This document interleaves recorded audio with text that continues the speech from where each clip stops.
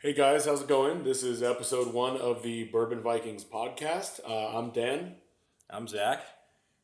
and neither of us realistically are Vikings. We probably don't have any Viking in our lineage. I am a Russian Jew and I'm Italian.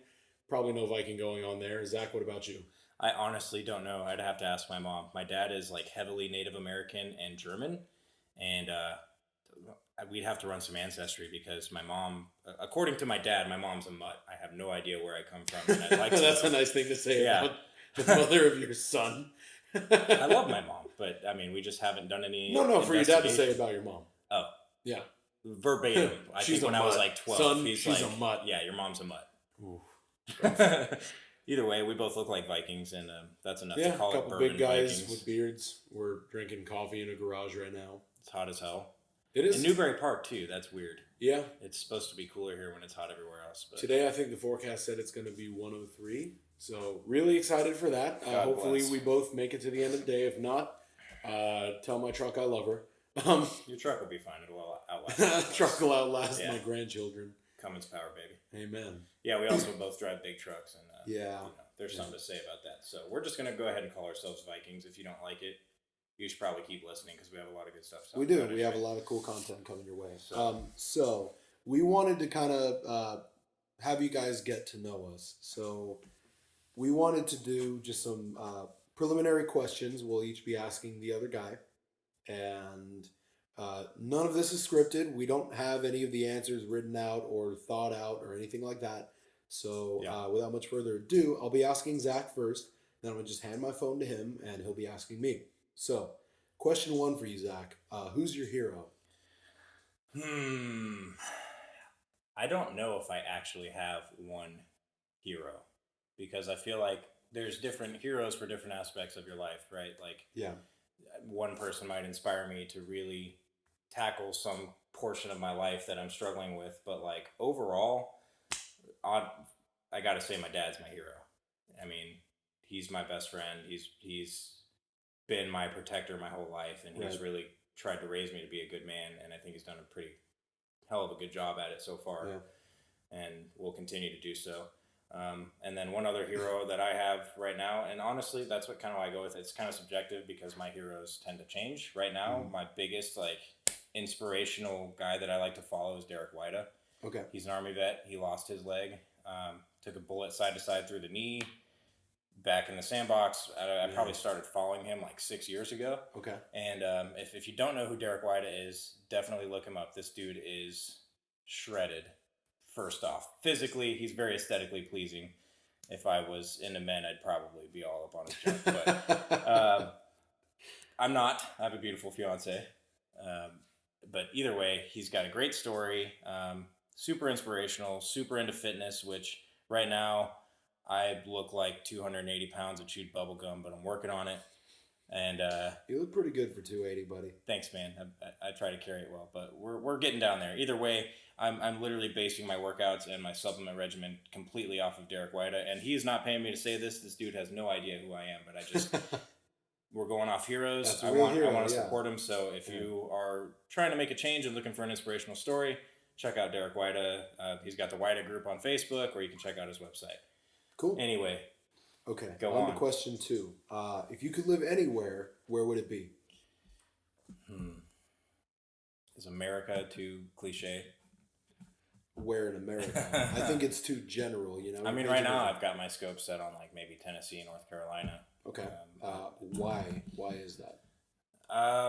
Every time I visited the East Coast, everyone seems genuinely nicer and happier. Their pace of life is a little bit slower, but in a good way. Right. It just seems like there's more respect down there. It offers a lifestyle I want. I want a little more land. I want the option to, if not in my backyard, take a 10-minute drive and go get a deer and bring it home for dinner. You know what I Right. mean? Like just a more manly just lifestyle. to give you guys some perspective for our listeners, we are about 45 minutes north of LA proper.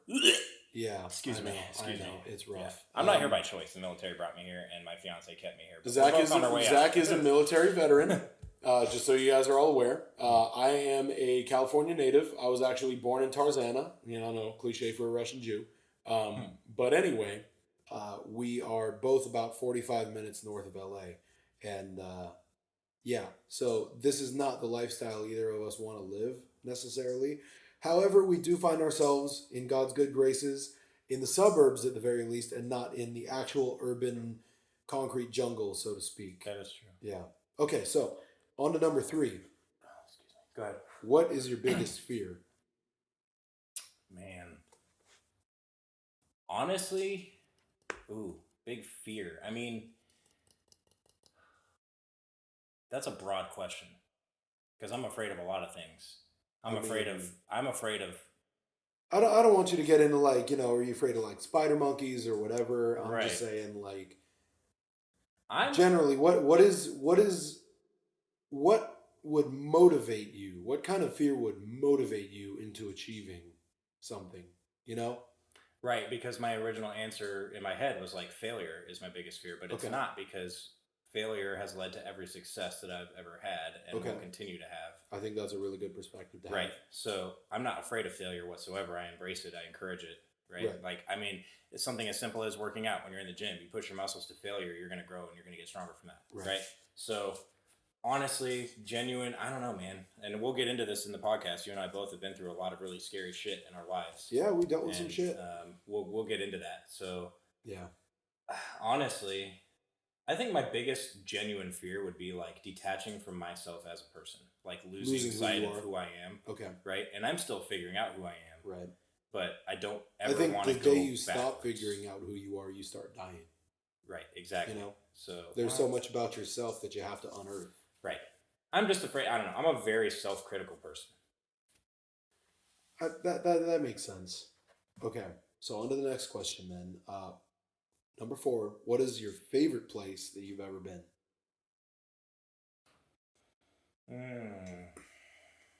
These are good questions. Yeah. Tried to select. I'm glad you wrote them because I didn't sit down and think of any questions. So I'm glad I get to ask you the same ones. Well, I mean, someone's got to be the smart one since you're the pretty one. Oh, well, I mean, you're definitely a lot more intelligent than I am. I wouldn't go that far. In a lot of aspects, I would. Just so you guys know, this man worked for SpaceX. You want to tell me a little bit about that actually right now? Just to give a little background. Can we hold? There's a lot to that. Okay. Can we hold it till this man is so wicked intelligent. I'm a chef professionally. That's what I do. And this man, you're too nice, is insanely smart. So wrong. I'm resourceful. Okay, moving along.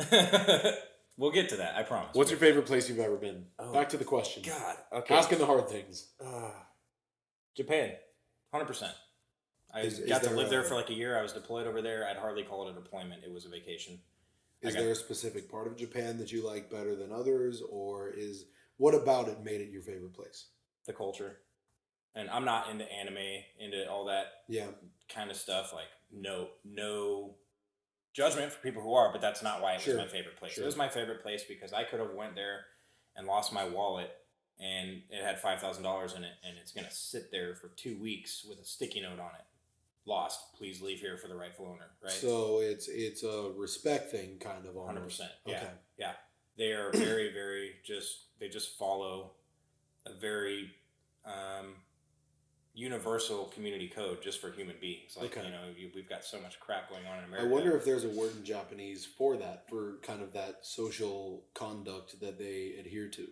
I'll be honest, I don't know. I did learn a little bit of Japanese there, but it was very basic. Good morning, hi, how are you? I can count to 10 in Japanese. Yeah, I took 1 year of Mandarin in high school and remember so little. Yeah, right. My favorite, I don't know. I think the reason that Japan was my favorite place is because it was literally a whole new world. Like, I got to go.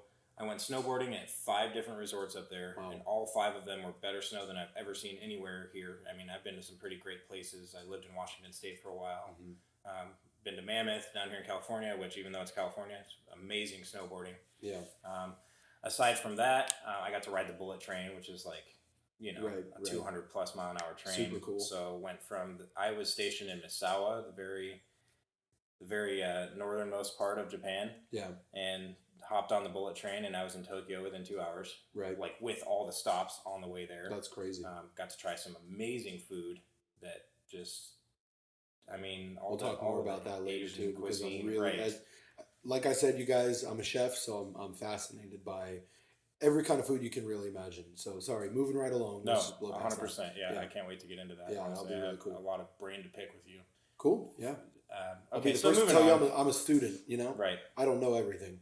So to cap off the whole Japan thing, I got to climb Mount Fuji, and summiting that was just like the most amazing feeling ever. Like, Okay. you know, it's not the highest mountain in the world, but it felt like it at the time. Yeah. Yeah. So I moving on. can't even imagine. I mean, I scaled Mount Boney and had a dog shit day. I was just really not happy. Fell down, cut my wrist pretty bad. There's a scar there forever. Kids will be like, "Oh, did you try to kill yourself?" And I'm like, "No." I was climbing down a mountain. Some rocks slipped. I fell. Branch grabbed me. Almost, you know. Totally non-suspenseful story. Yeah. Yeah. Actually, that stick. I wish we had a webcam. That stick over there with the little flag on it. Every certain elevation on your way up Mount Fuji, they would burn a stamp into. Oh, that's really cool. But So it they ended have up guys- costing me like $100 because each stamp was like $2, and it's like you get a stamp like every 20 minutes, and it takes like 5 hours to climb the damn mountain. So there are guys just waiting. Yeah. Yeah. Yeah. I mean, the stick itself was $20 or 2,000 yen or whatever, and then you just every stamp was another 200 yen, 300. Nice, very nice. Okay, so number 5. What will you change about yourself if you could? Physically or mentally, or is it just up to me? It's up to you. I think my biggest downfall that I struggle with is I complain a lot. I try not to, and I'm getting better at it, but I complain a lot. I can't help it. I do help it, but I find myself liking to complain a lot, and I don't know why. Okay. I'm still working on that part of me. I mean, if I'm in it's weird. If I'm in an unideal situation, I'll power through it, but I'm gonna bitch and moan about it the whole time. It's almost like my way of coping through it, and I hate it about myself. Completely hear you there. Yeah. 100%. Okay, so number 6. What makes you angry? Oh boy. I know there's a lot, but if you had to paint with a broad brush, what would you label that category of things that make you angry? Willful ignorance. Okay. I understand there are people in the world who are uneducated, and there's nothing wrong with being genuinely ignorant to something if you're willing to learn. Sure. Naturally. If you are just willfully ignorant, and you are having a conversation about something with somebody who is on the other side of a spectrum. Sure. And they just want to argue. They don't want to debate. They don't want to have a discussion. They don't want to try to weigh your views. They're listening to you only to argue back. They've already got what they want to say spooled up in their head before you're done talking. And they're not actually even listening to you. That makes me really angry. Understandable. Yeah. Okay. Number 7. What motivates you to work hard? Man, I was very lazy as a child. Very. I mean, I got mediocre grades in high school, just flying under the radar, trying to pass. After I graduated high school, I don't know where it came from. I don't know why, but every job I had, I was looking for like the best way to do nothing, best way to skate. And even like carrying on into the military for my first couple of years, I was a lazy sack of shit who just found a way to skate by because you could. Yeah. But you don't better yourself for that, right? So to put it simply, what motivates me what was the original question? What motivates you to work hard? What motivates me to work hard is just, the biggest thing is just feeling better as a person. I mean, okay. We're all put on this earth for a reason. No matter what you believe, there's some truth to that for everybody. And, we're only here for a short amount of time. We're here for a blink of an eye when you look at, the universe. Right, the grand scheme of things. So you want to make it worthwhile. So I just want to make a name for myself and for my future family and make people proud. Okay. I like that. I like that answer. Okay. Number 8. This is a big one. What is your proudest accomplishment? Yeah. Well, you mentioned SpaceX. Yeah. Just recently, we brought home the capsule that Bob and Doug, the NASA astronauts, they named it Endeavour, which is kind of cool. For the longest time, we called it 206 because that was the serial number. That thing was my bread and butter. It was my baby. I started my job with SpaceX right when we were starting to build that thing. And because it was so early on in the build, because they were building the one before that when I showed up. That one, we had 2 capsules in the room. And they were like, hey, why don't you just get started on 206? Because there's a lot of easier things for you to learn in the beginning. It's a great training opportunity. It's perfect timing. On the weekends, I helped them with the other one. So that other one was known as the IFA launch. It was the one that happened, I don't know, a few months before this most recent launch. We didn't put anybody on it. It was testing the in-flight abort system. Right. They exploded the Falcon 9 rocket and basically proved that it could escape in an emergency. Okay. Helped on that one a little bit, but this one capsule that we just flew up to the space station with humans in it and back. I mean, I never thought in my life I would contribute to that. You know, it's something to be extremely proud of, and I'm forever part of history. And it's just, I mean, I miss it. I wish I could have stayed at SpaceX, but it just wasn't reasonable for life. But I was there long enough to build that full capsule, and then part of the next one that's going to launch as well. That's awesome. So 206, you actually did nose to tail. Yeah. That's amazing. Finish. Yeah. That's incredible. Start to finish. And it was grueling, 60, 70-hour weeks with a 2-hour drive to Hawthorne. Right. But it was totally worth it. That's probably going to be my proudest moment aside from when I become a dad. That's amazing. Right on. Right on. Okay. Number 9. Would you rather win the lottery or work at the perfect job, and why? Now, you and I actually had this conversation come up a couple days ago. Right. We were changing the fuel filters on Zach's truck, and How did that come up? He and I believe you guys, we were talking about this podcast that we've been kind of surmising about for a while, and he was like, well, we have a lot of conversations that I think would be good content. And I said, well, I think episode 1 would be, a good episode to just kind of introduce ourselves to our listeners a little bit and give them a little context on who we are as people, kind of our mindset towards things. And he said, well, along what lines? And I think I just gave him that one because it wasn't as deep, I think, as some of the other questions. But a great question nonetheless. A great question nonetheless, absolutely. So we'll go back then. I remember I said, well, if I win the lottery, I can have the perfect job because I'll have the money to start the business. Right. To which I replied, that's the perfect job. You'd want the job where you have the business and you're still working, Right. You don't need more money than what it takes to start that business. You just want that business to be self-sufficient and provide for you, as I understand. So 100% after hearing that, I mean, yeah, I want the perfect job. Because, you hear the stories, especially of a lot of people who win the lottery and it just destroys their lives. Yeah, never have to work for anything, never have to want for anything. Life's boring. Yeah. Like, it's almost like when you said when you stop finding who you are, you start dying. Yeah. Same concept. You have everything you could ever need. There's nothing to work for. Yeah. It really does destroy you. Right. Yeah. So 100%, yeah.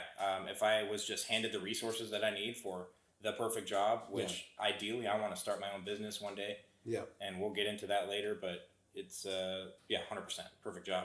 I would take it over winning the lottery. Every day. I like that. Okay, and final question. This is probably going to be a hard one because you got a lot of choices out there. If you could share a meal with any 4 individuals, living or dead, who would they be? 4 individuals. I gotta think of 4 people. Now I gotta level with you. I got these questions from the internet. I didn't write them myself. So this was just the number that it had, and I didn't want to change it. I thought, you know what? 4 causes the interviewee to think in depth about 4 people they would really like to share a meal with, pick their brain. Maybe it's the ambiance that those people would create, that atmosphere, but yeah. Well, we'll start off number 1 because I've already kind of touched on it. Derek White. I'd love to sit down with that guy and just pick his brain and kind of get to know him as a person because I know his internet personality.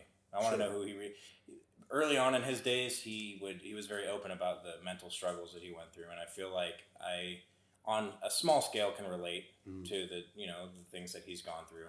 So it'd be cool to just kind of pick his brain, see how he's coped, see how he's come along. Like, he seems to be doing great. So that'd be 1 of 4.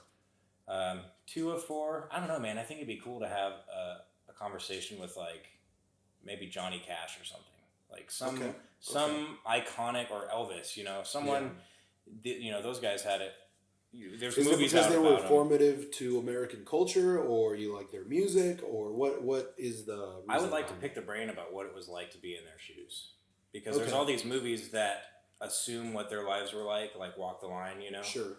How accurate was that? what was your life Right. really like? Right. Were you You really can't that really know. drugged out? You know what I mean? Like, Right. this next one's going to sound pretty cliche. Number 3? Yep. Okay. So who's number 3 for you? Elon Musk. Okay. I worked with the guy, bumped into him all the time, and never got to have the best conversation I ever had with the guy was not a conversation with me directly at all. He came into the clean room where we were building the Dragon, the 206 capsule Endeavor, and he was just, checking up on things and looking around, and he gathered us all around and praised us and said, "You guys are doing a great job. This thing looks beautiful. You're building it wonderfully, blah, blah, blah." That was the closest. Aside from, one day I was walking down the hallway and had my face glued to my phone, and I was wearing one of his SpaceX shirts that says "Nuke Mars." He wants to drop nuclear bombs on Mars, terraform it. Long story. But it was a new shirt. It was hard to get. I got it.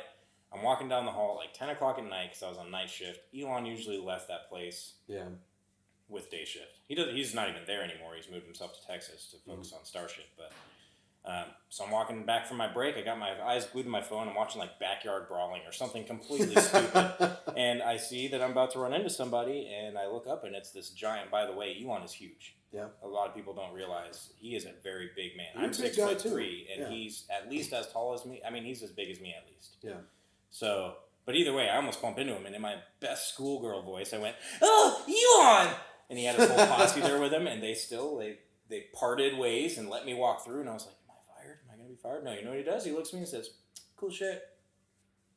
Nice. Went back to the clean room. "Guys, guess what Elon just said to me?" What? And everybody's like, "No shit!" Because, yeah, you see him all the time, but he's so busy, and he's got 5,000 employees just in Hawthorne. He doesn't have time to sit down and talk to you. So I would love to sit down and actually pick the dude's brain. And, I got a few bones to pick with him as well, but I don't want to air out the dirty laundry, Yeah. So it's nothing terrible. He's doing great things. He's not, trying to destroy humanity or anything like a lot of people are. Well, he's not a movie villain or anything. No, he's a great dude. He's just some things about, basically, I wish he'd pay his employees more. So, like, he I takes think everybody advantage. at every job wants to get paid more. Yeah, but I mean, okay, I guess we'll get into it a little bit. I worked for the dude. I helped him, I was tip of the spear. We were we had the engineers who designed the capsule, but us technicians were the hands-on guys that actually brought it to reality, brought it to life, made it work. And I was one of the higher paid guys there at $25 an hour. And you're thinking, okay. You're going to send humans into space. Right. It's going to be groundbreaking. Yeah. And you're getting paid like that. Right. And I'm not allowed to talk about what NASA was paying SpaceX to make this thing happen. Sure, I can't even imagine. Right. So, moving either on. way, right. Okay. So things like that. I'd like to pick his brain and maybe just like kind of, talk some shit to him a little bit, because he could probably take it and he'd probably give it back. Sure. And honestly, the fourth person that I would like to have a meal with, I actually got to a couple nights ago, Mr. Dan Seco sitting right in front of me, because this podcast wouldn't be possible if it weren't for our great conversations. Because Dan and I have, we hang out and we have awesome conversations, and one day we're just like, we should really be recording this, because we're probably not the only ones who'd want to hear this conversation. And that's how this whole thing got started. So I'm really grateful to be included on that list. I mean, Elon, look out. I'm coming for spot number 3, not number 4. Right on. I'm moving up. I didn't list them in rank, by the way. Oh, okay. Well, I was saving the best for last. Thank you kindly. Okay. Also, I just want to point out that, because I'm very new to this, Dan, all these noises, if you're hearing any funny noises, it's me. Dan's coaching me through this and how to sound better on a microphone in a garage with very limited editing equipment. Mind you guys, when I was 15 years old, I was in a band. We were a garage band, so to speak. And we recorded exclusively in a garage. We had a lot of janky equipment, $25 microphones coming out our asses. Right. And we kind of had to make do. Yeah, we had to make do with what we had. We're broke kids. And so I don't know how to record with good equipment. I'll be the first to tell you that. Yeah, but that just sets us up for when we do get better equipment. We'll probably have to bring in a sound engineer. I'm sitting here and I'm shaking my knees and I'm scratching my legs and I'm looking directly into the mic. And so that'll get better, I promise you guys. But we're trying. We're doing our best. I'm just disclaiming, like, any awkward pauses is probably Dan signaling to me to, like, stop fidgeting, which I'm terrible at. Especially I've had 2 cold brew coffees in the last hour. So we do like our coffee around here. Right on. Is All it right. my turn to ask you questions and I interject believe my so. thoughts? Yeah. Hell yeah. Okay. So my phone, the screensaver will come on Mhm. if you don't move it around too much. So you do get a little fair warning. It turns gray Give a it some little of and just that. scroll it up and Right down. on. Yep. Yep. So Right on. there you go. So is it gonna be lame that I'm asking you the same exact questions? No, I think it gives our listeners some insight to Okay. who we are as men. Right on. So I'm gonna go out of order Fair enough. and mix it up a little bit. Do it. Cool. So let's start with the real easy one. Would you rather win the lottery or work at the perfect job, and why? I would much rather work at the perfect job. I think winning the lottery would ruin me. I've worked. I don't know who it wouldn't ruin. Look at. I don't think there's an honest person out there who could look you in the eye and say that it wouldn't destroy their work ethic. And I think that's something that I've worked my whole life to cultivate. So playing football in high school is where I want to really attribute a lot of my work ethic to. Before that, I was kind of a lazy kid, and I, wanted to be a rock star, and still do desperately. That'd be awesome, but it's not really. Yeah, I've heard you sing, man. You got some pipes. Thanks, man. Yeah. Did you record that on this camera, the most recent one that you sang? Which one? Oh, I don't know, man. You did a real raspy Oh, guitar solo like last week. That was on Snapchat on my cell phone. That's on the phone you're holding Hell right yeah, brother. now. Right on. And so I still am a musician, and I wanted to make it big doing that. But and my drummer and my bassist, I still call him my drummer and my bassist, even though we're not really in a band. They went off to do great things. Really proud of both of them. Very talented musicians, intelligent guys to boot. And they're out there killing it, And I just never. They actually had formal musical education. They were in the band program and stuff in their respective schools, and they went on to music colleges and all that. And I went on to culinary school. Right. And you know what? I actually had the privilege of meeting a young man yesterday who wants to be a chef. His mom told me he wants to learn how to cook. Okay. And she asked if I have any advice for him. And I said, find a different career path. You didn't do that? Yeah. Oh, no. Here's the reality of the situation. Ouch. Chefs are grossly underpaid. You are expected to know everything. Right. You are expected to have the solution to everything in a heartbeat like that, you know? And you have to think on your feet. You have to basically cost zero money, the material cost. Your owner, the downside of working as a chef is unless you are the owner, your owner doesn't understand what you do. They're going to want the lowest cost available. Right. They're going to want to give the customer everything. And they're going to want to do it for an extremely low cost because labor is always your highest cost. So I told this kid, look, I love cooking at home. One of the guys sitting at the booth that knows Kelsey, my girlfriend, he went, hey, kid, you know who his biggest critic is? And I actually didn't know who he was going to say. I was curious to know who my biggest critic was, too. I was thinking in my head, he's going to say it's me. I'm my own biggest critic. Yeah. And he goes, his girlfriend. And I said, hey, she eats really good, okay? What a lot of people don't realize is, people come up to me and they're like, you're a chef. You must eat really well at home. Nope. No. Nope. I live off of Costco rotisserie chickens. Those things are great. Yeah. They are convenient, exactly. And the last thing I want to do when I'm at home is whip up a 9-course meal for myself. Right. And I'm formally trained in all different kinds of food. You name it, I do. Everything from Cajun to Italian and barbecue and everything in between. Right. I'm formally trained in a lot of different kinds of cuisine, but that doesn't take away that it's still work when you're not at work. I mean, think about. Having said that, I would absolutely love the perfect job over my favorite, or over winning the lottery. My favorite thing to do is work hard. And I think any job where I get to really apply myself and see the fruits of my labor come to fruition, Right. And that is cooking for me. That is my passion. It is cooking? It is cooking. Don't get me wrong. I just think this kid needed to hear something that scared him a little bit, Cooking's a hard job. Yesterday, my kitchen, you were in it. It was 140 degrees at work, And it's not easy. And especially in this region, I mean, my Spanish is damn near conversational at this point. So to my Spanish 2 teacher in high school that gave me a C-, I know I didn't apply myself. But now that it actually has a bearing on my career, I think it makes a big difference. And my Spanish is pretty good these days because of that. Working in the kitchen with fluent Spanish speakers. I grew up in Arizona. Yeah. My first jobs were in restaurants, Yeah. and I took Spanish all 4 years throughout high school. Yeah. And taught me a lot less than working side by side. Right. With these guys, I think once it's actually got a purpose, right, it definitely goes a lot further. Right. So I would much prefer the perfect job over winning the lottery. I'd like to eventually, one day, maybe not own, but be the head chef of a successful restaurant that can pay me to live comfortably, and really where the owners don't, or the management doesn't interject too much on what I do, because they don't understand what I do, They want it to be a certain way without understanding what goes on behind the scenes. And I'm saying this for chefs everywhere.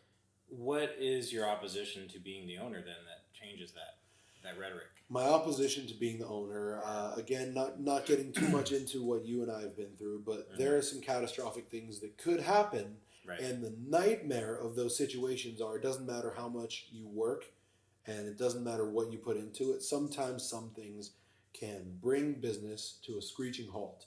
And when you're the owner, sometimes you could be forced to pick up the pieces of what shambles are left of your hard work and figure it out all over again. As the head chef, if you do a good job, you can take that resume anywhere with you. True. That work will stay with you.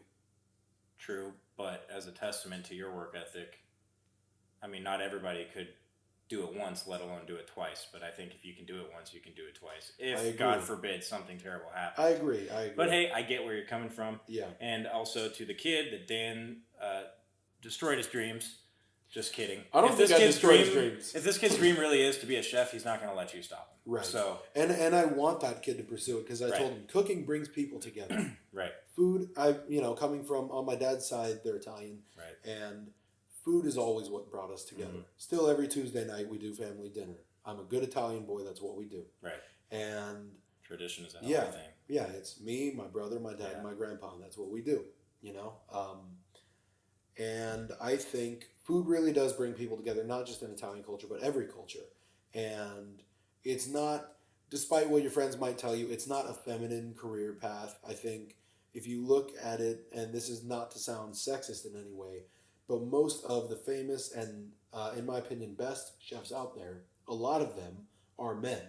And I don't think you're going to look at those guys and go, how womanly. You're not going to think how feminine. Not even those guys. I mean, they're times are changing, man. They're craftsmen. They're artists. They're artisans. Moving on to the next question. Yeah, definitely.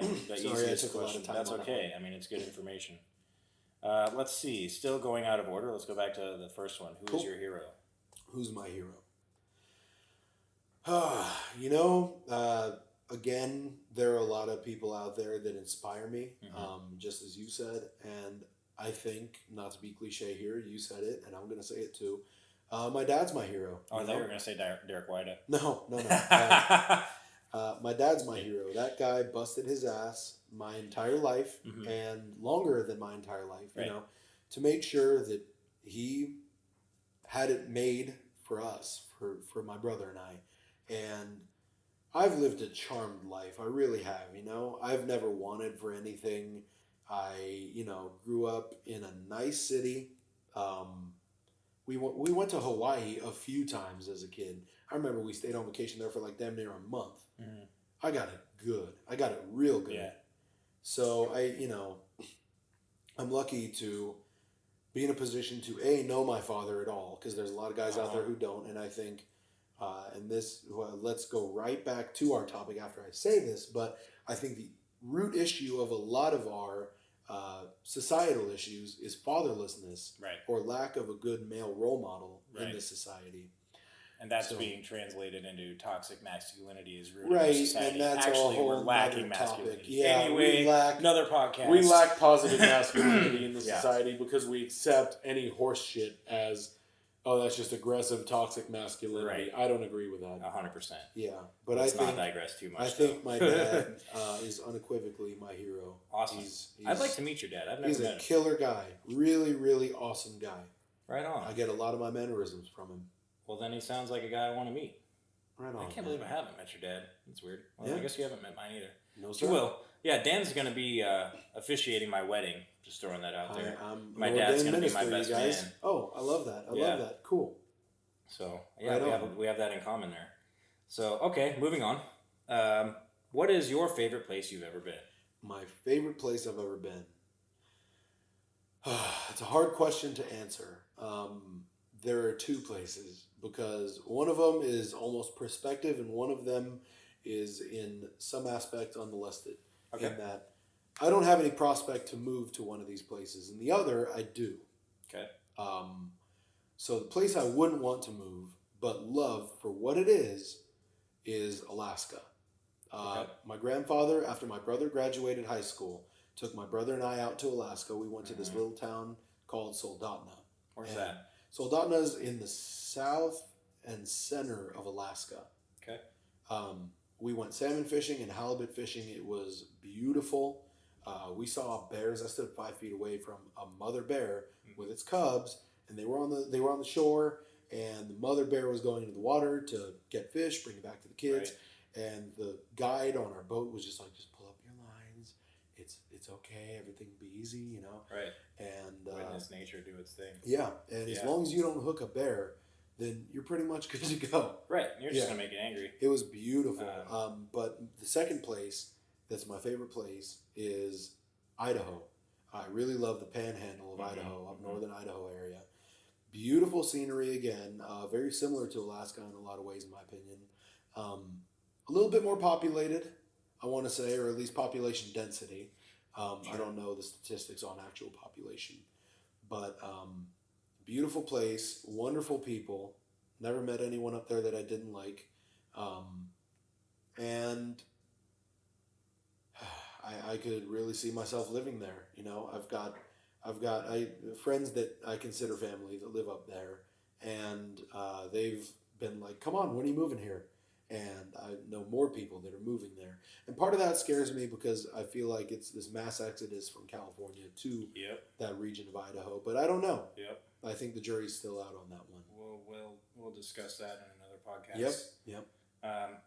Yeah, the whole Alaska thing though, you didn't know this, I don't think, but I've spent quite a lot of time there during my childhood.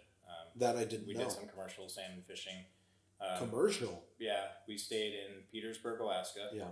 And so it was just right along the panhandle, and we would just troll on this commercial fishing boat. My grandpa's neighbor in Palm Springs, he's got a winter house here in Palm Springs, and he goes to Alaska for the summer, and he goes fishing. And it's not like a giant commercial thing. It's his own business, but he invites us out, and you know, I didn't do it for any money. I went out as a teenager, and it was actually during my lazy days, so I probably slept through half of those fishing trips. But so I can empathize and understand what the beauty of Alaska for sure. There's a real natural beauty about it, you know? Right. So, okay. Let's go. What would you change about yourself if you could? Man. You don't want to be a man?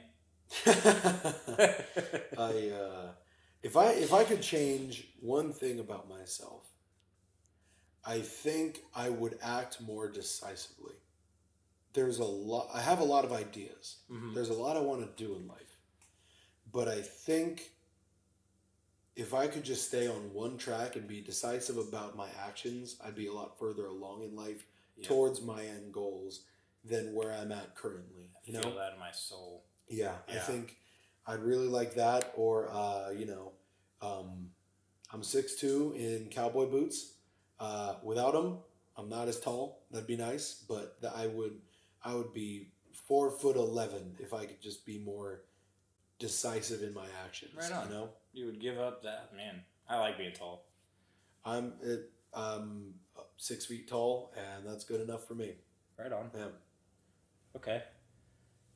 So, what makes you angry? What makes me angry? This one's an easy one for me. I'm going to paint with a broad brush here and call it cowardice. Mm-hmm. I really don't like when people are wishy-washy in their convictions, when they are easily swayed by anything other than their beliefs. Right. You know, people who sell out for money, people who say what's plugged into them. I'm saying what I think you want to hear so that you'll like me. Yeah. Instead of Yeah. actually being strong in my own Absolute convictions. cowardice. Got it. I can't stand it. Yeah, I totally agree with that. Yeah. And that's one of those things, like, being self-critical, I try not to do. I mean, I think it's hard sometimes. I'm a harmonizer. So it's hard for me sometimes, like if I'm hanging out with a group of, country people and they all have Southern accents. I grew up in Arizona. I have no reason to have a Southern accent, but it'll start coming out of me for whatever reason, and I don't like that about myself. But I've accepted that I just like to harmonize with people. Right. So I'm very careful, though, not to change my views. I'll admit, probably in high school as a kid, like I totally did. I would just say whatever. Exactly what you're describing, I probably was that person. And being able to identify it, I can say it without shame that I'm not that person anymore. I think, though, a lot of the cowardice that I see is people's unwillingness to address conflicts within themselves as well as conflicts they have with other people. For example, someone very dear to me has someone in their life that I think has done a lot of harm, more harm than good, definitely, in this person's life. And it would be wonderful to watch them introspectively. And now I'm not saying this person is a coward. I'm just saying it's almost undue burden to watch these people plague their lives with cowards. The person that has done this harm in that person's life is unequivocally a coward because they're not willing to address the issues that conflict them and they bring it into other people's lives. I think it's a disease, cowardice. And I think the willingness to address things head on is the only cure to it. Right. 100%. So, yeah. Yeah. It sounds easier than it is for most people, and I don't know why. Absolutely. Yeah. And, it's sometimes it takes a wake-up call, Right. It's like I said, I feel like I was kind of that way as a child, as a teenager, and so I attest that to immaturity. Sure. So what does that say about grown-ass men and women still acting that way? Right. Yeah, big problem in our system. One of many. But, okay, so moving on. What is your proudest accomplishment? My proudest accomplishment. As you guys know, I am a musician. This is... it's hard to pick, man. It's really hard to pick. One of them was... I played at the House of Blues on the Sunset Strip when I was 16 years old. And is this when you ran into Nikki Sixx? That was the same day. Yeah. Yes. Okay. And so if you guys are familiar with a band called Stone Temple Pilots, they had a singer named Scott Weiland. Very, very... I'm a big fan of Stone Temple Pilots, and I knew exactly who he was. He was on the panel of judges for this battle of the bands that I was competing in. And we were the last band up, and my drummer was not able to make the gig. He was. My bassist was not able to make the gig. So my brother's best friend at the time was our stand-in bassist, and we had my brother as the drummer anyway over my other drummer because he wasn't able to make the gig, I don't think either, as I recall. So I was the only existing member of this band. I had to teach these guys the songs we were going to be playing, and we rehearsed them over and over. They did awesome, especially on such short notice. And not only am I a guitarist and a vocalist, I'm a screamer. And so I screamed on stage. We're going to have to hear that one day. One day. I can't do that. It's an acquired talent, and if you don't learn how to do it right, you will absolutely shred your vocal cords. So I've been told. So I screamed, and everyone's eyes turned, in the whole building, probably blocks over, turned to me, and they were like, "What was that?" Right. And I was like a lightning rod on stage at that moment. Lightning came down. Right. That's awesome. That was really cool. That was a really proud moment for me. Not in that moment, but when I came off the stage, Scott Weiland from Stone Temple Pilots walked up to me and was like, "Hey man, you got a really good voice for the heavy stuff." And I was like 7 feet tall that day. You couldn't tell me nothing. I was like, I'm a rock star. Right. I mean, that's all. Didn't do anything with it. And these days, actually, I play more folksy, singer-songwriter-y type stuff. Right. Mostly acoustic guitar type stuff. Yeah, that kind of goes back to that perfect job thing, because I meant to ask you, but you cleared it up that cooking would be that. I was going to ask you, hey, cooking or being a successful musician. But, Cooking. you kind of cleared Yeah. that up. So, okay, Yeah. right on. That's a that's a fucking cool ass story. So let's see here. I'm going out of order, so I gotta make sure I haven't already asked you these questions. We're getting there. Actually, we're almost done. Yeah. We only have 2 questions left. Really? There's Yes. no way. Well, let's see. We've done who is your hero. Yeah. We've done if you could live anywhere. Yeah. We've done your favorite place. Yeah. What you would change about yourself. Yeah. What makes you angry. We're plowing through these. Wow. Okay. Yep. Moving right along. Have we done what motivates you to work hard? I don't think we have. Go. So we have 3 left, including this one. What motivates me to work hard? I think a lot of people are the same in what they want in life. Now, whatever their viewpoints on things are is what differs, but I think everyone wants security. Security could mean different things to different people. Security to you could mean 6 mansions and $15 billion in the bank, and you have a fleet of cars and a different driver in every city you go to. Security to me could mean a roof over my head and food in my fridge, and that's enough. Security to someone else could mean, hey, they have health insurance, whatever. Sure. I want security, and my definition of security is a life where I'm comfortable yet flexible. Right. A life where if something comes up, I can handle it. Whether that's financially or, more importantly, introspectively, I want to be of sound mind to handle these kind of things that pop up, to handle them, again, decisively and diligently if they need that kind of attention. But I'd like to be in control. So I think what motivates me to work hard is to have that control. Right. I'd like to be in a position to have that control. And the only way to get there, I don't know who this quote is attributed to, but the harder I work, the luckier I get. I really do believe that, I think that diligence is the mother of good luck or good fortune, as the quote would have it. And I think that I'd really like that control that hard work and diligence would allow me. How can you make sure your ship's going to get to its destination 100% if you're not the one steering, right? Exactly. Right. I totally understand that. That's a very good point. Yeah. Cool. Anything else you want to touch on that? I think that about encapsulates it. Okay. So the next one is your biggest fear. I've been really itching to ask you this question. My biggest fear. Yeah. Incompetence. Okay. And yourself? In myself, in my endeavors, in everything I do, I want to be competent. Okay. What's your least favorite kind of person to work with? Yeah. An idiot who thinks they know what they're doing but doesn't. Yeah. Right? And they're everywhere. They are. There are more of those out there, I'd say, than competent people. You think so? I really do. I guess it depends on your definition, because maybe I'm a little nicer. Yeah. But my version of an incompetent person is pretty much a complete idiot, which still everywhere I work, there's at least one. We had one at SpaceX, and I don't know how he's still there. You see what I'm saying, though? Yeah. I think being incompetent is easily my biggest fear. I need to be educated on what I'm doing. I need to be informed on the specific scenario I'm tackling. And I need context, And when I have those things, as well as the training to execute my task, I think there's no doubt. Put your damn phone on silent. Siento, muchacho. I think it's important to understand what you're approaching. I think it's important to be informed, as well as to be, again, I don't know who this quote is attributed to, but if you're prepared for a fair fight, you're not prepared for a fight.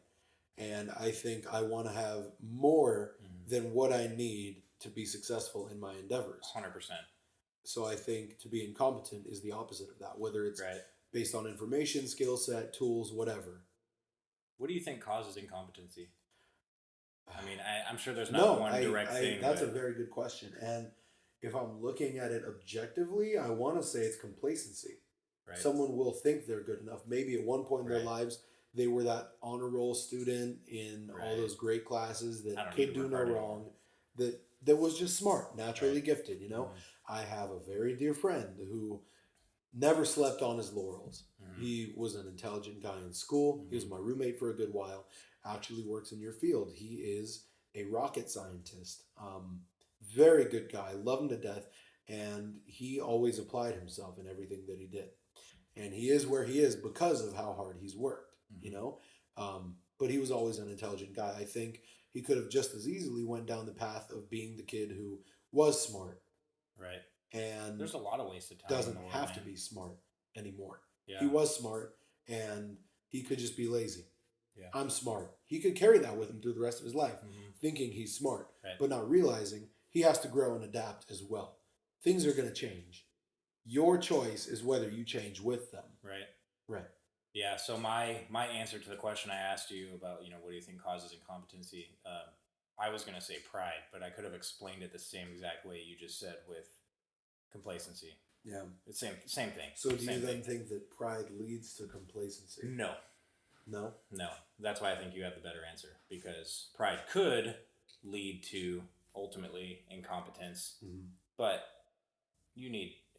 everybody needs a little bit of pride, Sure. to move on through I think life. everyone should take pride in their work. I think they Right. should take pride in their name. If your name is Right. on something, Right. you better make damn sure it's good. Yeah. You know? I think complacency is a better description for Yeah. that, because pride could be a contributing factor, but it's not 100% Right. the contributing factor. Yeah, I agree entirely there. Okay, so we're going to move on to the very last question, which is the same last question you asked me, which is, if you could share a meal with any 4 individuals, living or dead, who would they be? Man, You were the one who brought this question to the table. yeah, it's a good one. I think if I could share one meal with 4 individuals, number 1 on my list, and this is in no particular order, just how they come to mind, my grandmother on my dad's side. She's my inspiration for why I do what I do, why I'm a chef. She was, you guys, I'm a big guy. I just went on a diet. Right? Huh? Grandma Cookie? Grandma Cookie. All right. She's my hero. I'm a big guy, you guys. I, about 6 months ago, weighed 295 pounds. I'm 6 feet tall. I played offensive line in high school and college through shot put. And I've always had a good, sturdy build. I'm built kind of like Johnny Bravo. He's being modest. I think the first time, so Dan and I worked at Borderline as security guards together. I was moonlighting there when I was in the Borderline is a bar for those listeners out there who don't know. Thank you. And I remember, I'm a big guy. I'd like to think I'm pretty strong, and so I think it was Tex who brought this about. Was like, let's arm wrestle or something, but he basically got me to arm wrestle you, and I'm thinking, yeah, he's a big guy, but I can take him, and I felt like I was arm wrestling a brick wall. So he's being modest. He's a very, very strong brute thank you man. very much. We'll get a webcam on here one day, and you'll see this big, sexy, juicy man in front of you. I went on a diet, you guys. I was tired of looking at myself in the mirror and not liking what I saw. And I've got sciatica.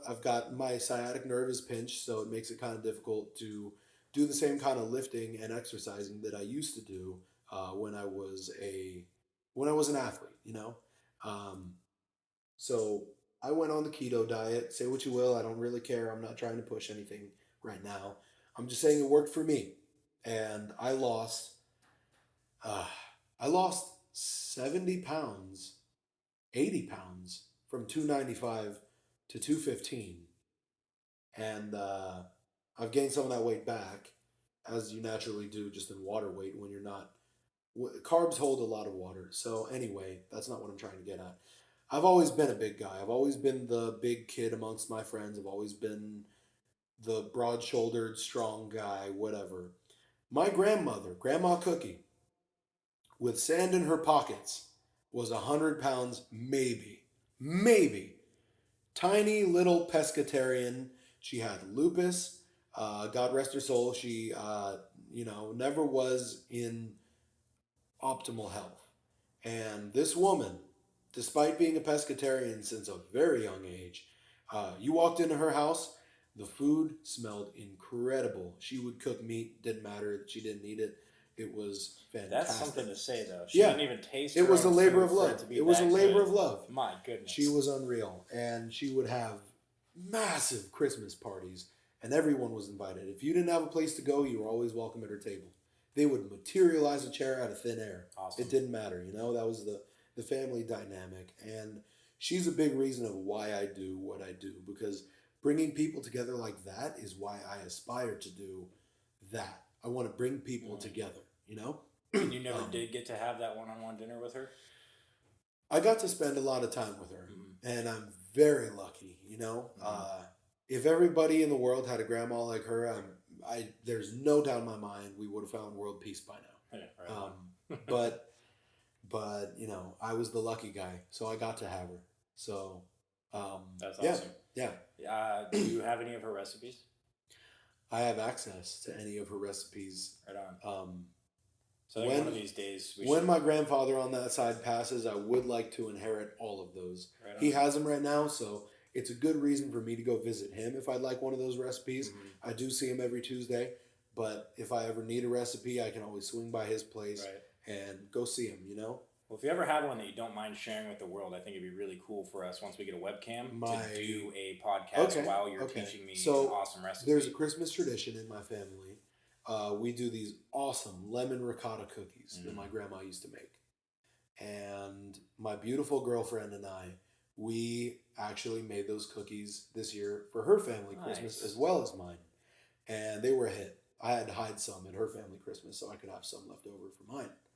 And by the way, my girlfriend can bake, you guys. She makes these really good French macarons there to die for.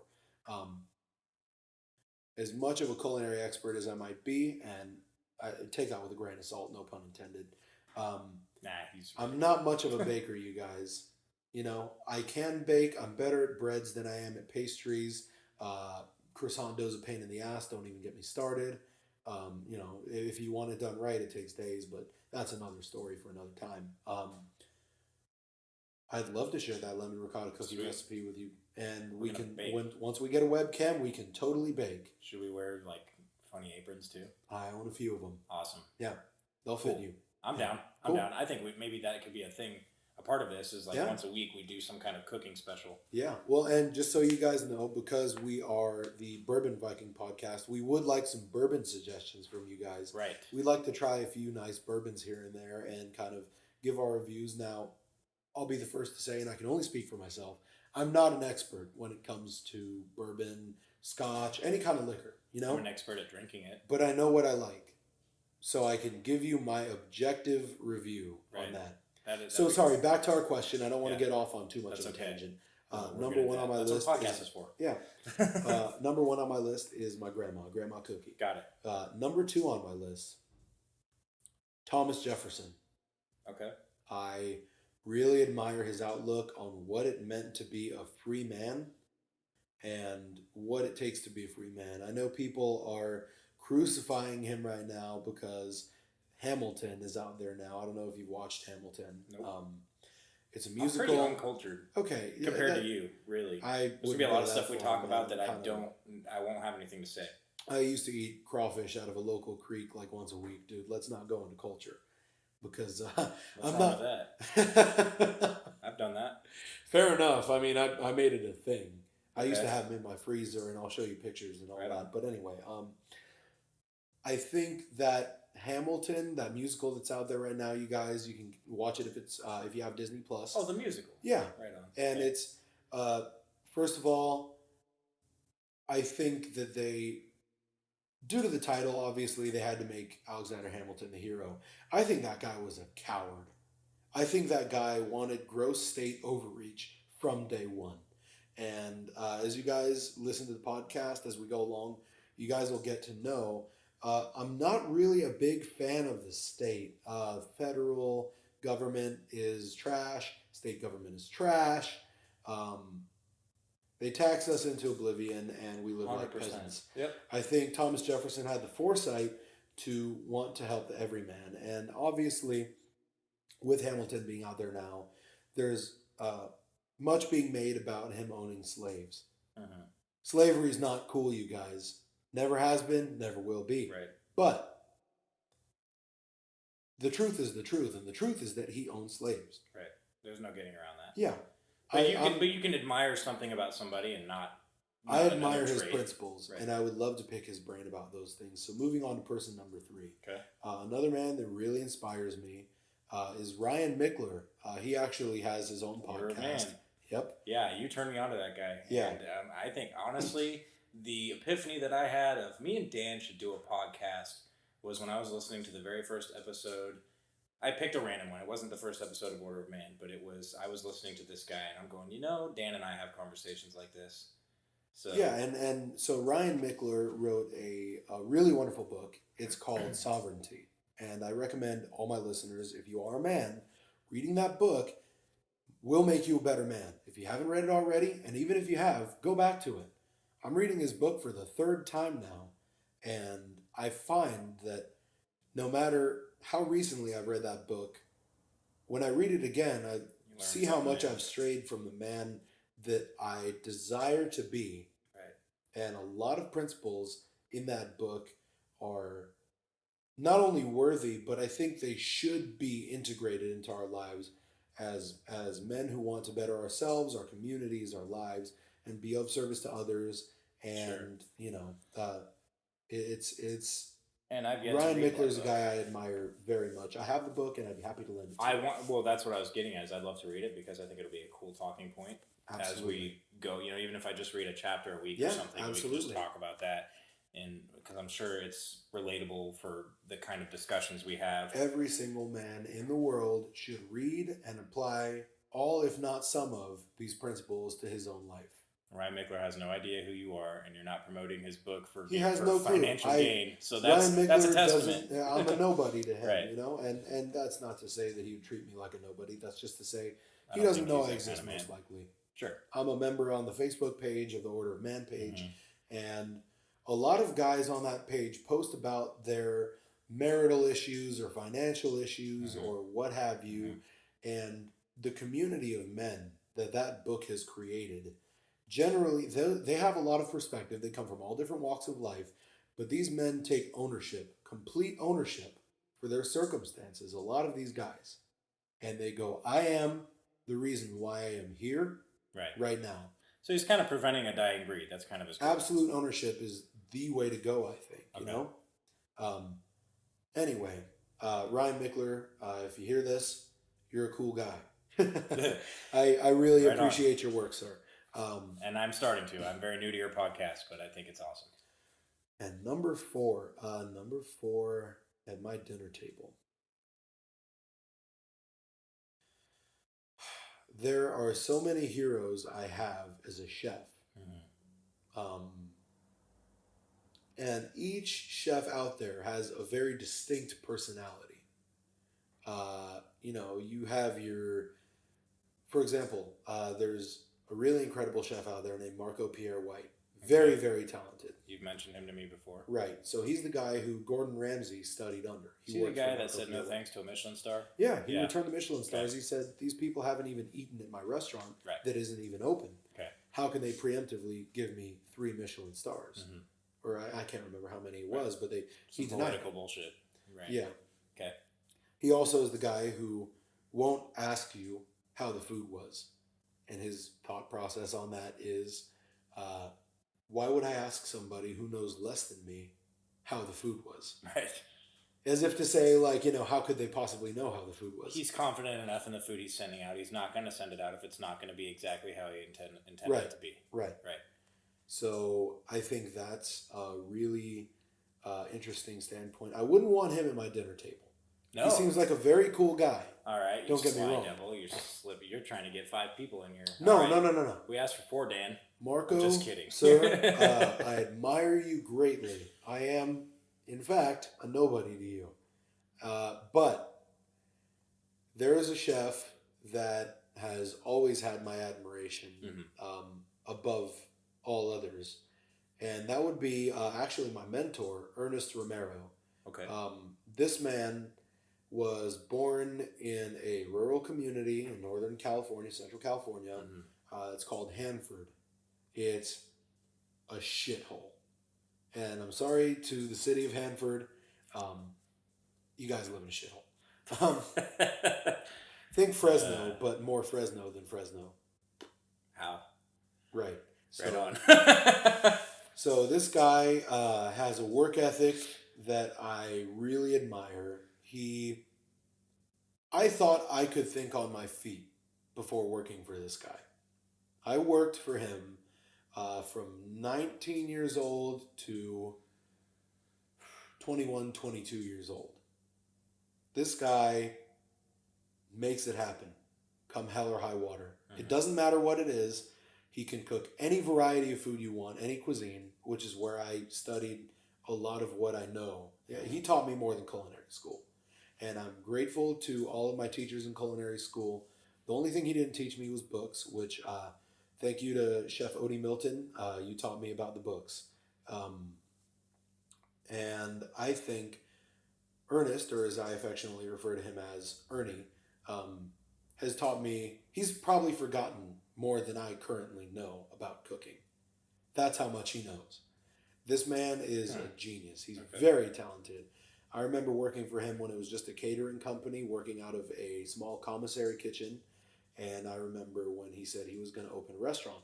I remember being on my hands and knees with him with a toothbrush and industrial toilet bowl cleaner, cleaning the grout on the floor of this restaurant, calling up all my buddies and asking them if they could help us move some equipment in. You know, I remember when a local grocery store that's now Smart and Final, it's my store of choice near my house, was closing. Yeah, there you go. When the store that was their predecessor was closing, I remember they had all their deli equipment and bakery equipment and all that for sale. And it was pennies on the dollar. And I called Ernie. This was just the apex. He was opening his restaurant as this place was going out of business. And I called him and said, Ernie, get your truck, get a trailer, get over here now. They're selling off all their stuff, all their kitchen equipment, all their industrial grade, whatever. And he probably got, I don't know, $250,000, maybe $100,000 worth of equipment for maybe a third of that, if not less. So I was really happy that, and we went around through that place. He had a little sticky pad. He would put sticky notes with his name on every piece of equipment that he wanted. Mm-hmm. And we had the GM right there, and they shook on it, and that was it. And then the GM was like, the GM had to call him up and be like, hey, you got to get your stuff today. Because corporate's saying that I can't do that. But we shook on it, and that means something to me. So you get in here, and you get the stuff, and I can tell corporate that you got the stuff before they could. Right. And nice. Yeah, I admire him greatly. Very good guy. Crazy guy. He's a fun guy to be around, He's a licensed pyrotechnician. So he actually, in San Diego every year, except this year because coronavirus, they do a big fireworks show. And the previous year, he was given his own barge to actually be on the water and set off a bunch of fireworks. So this was years and years in the making for him. Really cool guy. More cultured than you might expect him to be because he runs a barbecue joint. When you walk in, it's barbecue food. And he can cook you anything. He chooses to do barbecue. But he's been everywhere. He's done everything. He's worked with some really cool people. He's friends with really cool people. And he can give you a lot of insight, and he has wisdom beyond his years. So number 4 at my table, it wouldn't be Chef Marco Pierre White. It wouldn't be Chef Gordon Ramsay. It wouldn't be Chef Dan Barber. It wouldn't be Chef Massimo Bottura. I admire all of these men greatly. And there are, Dominic Kren, another female chef who I admire greatly. And I've worked under incredible chefs under both genders. Mm-hmm. I believe in only 2 genders, you guys. I'm sorry. That's just the way it is. Oh, no. Yeah, it's what you're born with. Regardless, I've worked under all kinds of incredible chefs.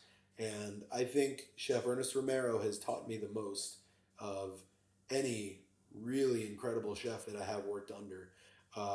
His patience, his lack of patience at times, I think his work ethic, as well as his uncanny ability to think on his feet or make it happen, work with what you got. And I think a lot of that he can probably, I can't speak for him, but I think if I was him, I would attribute that to the circumstances in which I grew up. This guy grew up rough. And I'm grateful for all the knowledge he's shared with me, Right. So I think he'd probably be number 4. Not probably. I'm cementing that in. Yeah. Final answer. That's cool. Yeah. I love that work with what you got thing because a lot of successful business owners in any field were not handed anything, right? Yeah, some people are kind of, they inherit businesses from their family members, whatever. But I think every successful business owner who started their own business got there by working with what they got. Because naturally, if you find a way to make what you've got work, then what you've got will bring you more of what you've got, and eventually what you've got is enough to have a really successful business. So I agree with that. Right on. So that was awesome. That was a lot of good introductory content. I think we had some good discourse there. As we were sitting here talking, I was kind of thinking of an idea. This is how unscripted this is. We don't even know what we're going to talk about in the next podcast. And I think that's a good thing, too. It gives us time to kind of think about that. It's not coming out tomorrow. Right. Thank God. Because that'd be a lot of figuring out to do. This is going to take some editing. Yeah, that's okay. I think this being our first podcast, we just wanted to make sure you guys, our listeners, really did get to know us. And I think you guys probably do know us a little bit better now that we've asked each other these questions. And we hope to provide another awesome, entertaining podcast next time. We're each going to come with a couple talking points and maybe converse about which ones we really want to touch on before we hit the record button and get rolling. Right. And we'll go from there. But this is generally unscripted, and I think that's the way it ought to remain. It's more organic. Right. And, the goal of this podcast for us is really just, we have these conversations. We have them quite often. And I think, one of our buddies, John Cruz, was the one who kind of kickstarted us. Thanks, John. He commented once. Big thank you, John. And he said, hey, I would totally listen to you two in a podcast. Like, well, that's awesome. There's at least one person out there who wants to hear what we have to say. That's kick-ass. I do have an idea for the next podcast, maybe a little teaser. I think you'll agree. Touching back on, both of us we're both young, and we've been through quite a lot of shit in our lives. I think kind of touching on the glory of really fighting through the struggles in your life, we can kind of tell the stories of what we've kind of, some of the things we've been through and how we're dealing with them, and where we're at in our lives, how we've tried to take that and turn it into something better. So I think that'd be a great talking point. And then the last thing that I want to say is we're probably going to have 3 listeners on this first episode. We're grateful to you guys, by the way. Off the get-go, but if you guys could share it, if you like what we had to say. Please share. We're probably going to create a Facebook page for this or something along those lines. 100%. And we're really grateful to you guys for listening. Please, like Zach said, please share this. Right. We're definitely going to be bringing special guests on frequently. I think it'd be great to bring a third party in for a lot of our shows. That'd be really important. And the last thing, if you have something you want us to talk about, whether you think it's going to be we welcome suggestions, you guys. Also suggestions for bourbon. Yes, 100%. That's going to be a thing, man. Yeah. Oh yeah. We're not alcoholics either. We also like coffee, so suggestions for coffee are cool. Yeah. If we can get our hands on it, we will. Black Rifle Coffee. You want to endorse us? That's fine. Also, if you're listening to anybody on the I forgot the name of their podcast, but Death Wish, if you'd also like to sponsor us, wouldn't hurt my feelings a bit. Death Wish Coffee. Oh, haven't heard of them. Sponsored by another one of my heroes, Zach Wild, or not sponsored by, but he works with them very closely. Don't know if he has any interest in them in terms of like actual ownership, but they do work with him, and I love both the coffee and Zach Wild. Right on. Yeah. Yeah, you're a little bit of a. You're a closet. You're not gay. That's not what I'm trying to get at. I hope not. I wouldn't know. This part out. I wouldn't know. No, you've got a lot of people that I think would make you pretty giddy because you're not a giddy person. You're a very manly. I've met Zach Wild 3 times. And did you keep your cool? I did. All right. But you're sitting in the chair, buckling your knees, going like this. Zach Wild is cool as fuck. My brother actually has a really cool story with him, and it was at that battle of the bands that we competed in the following year. Zach Wild was a judge there. Anywho, that concludes this podcast, you guys. Thank you so much for listening in. If you did listen to the duration of it, I know we kind of rambled, but we're really grateful for you guys for listening to the very end of this. And we look forward to producing more awesome, listenable content for you guys on the next episode. Yep. This is Burban Vikings. I'm Dan. I'm Zach. Thank you again. Peace.